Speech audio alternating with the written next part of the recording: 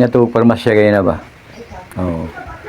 Kunya di ba before ka entertain sa kuan sa tawagan ning atindiras parmasya, nagkuhan sila sa kining priority number.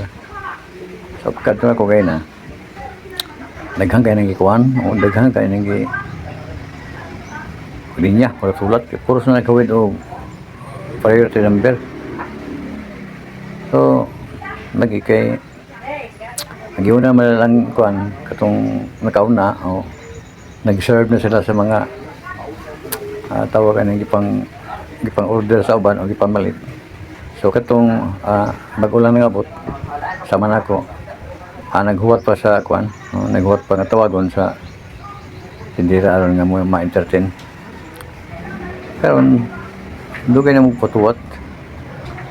Sa taon ani ko na mo plus man na may screen nga mag TV ba monitor mo plus man ang number dito nga may una entertain nun. Kaya siyempre pagtawag sa number dugay kayo katong number nga kuan number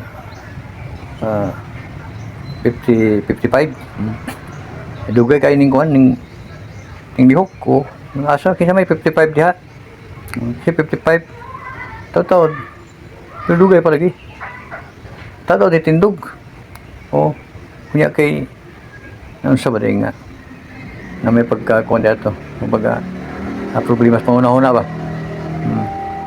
kunya ni kadit na kasi gitawag man ang number niya ang gawiran indo sa dito may pangutana sa tindira kung unsay iyong pariton ningon mga naamoy kining lugaw din no.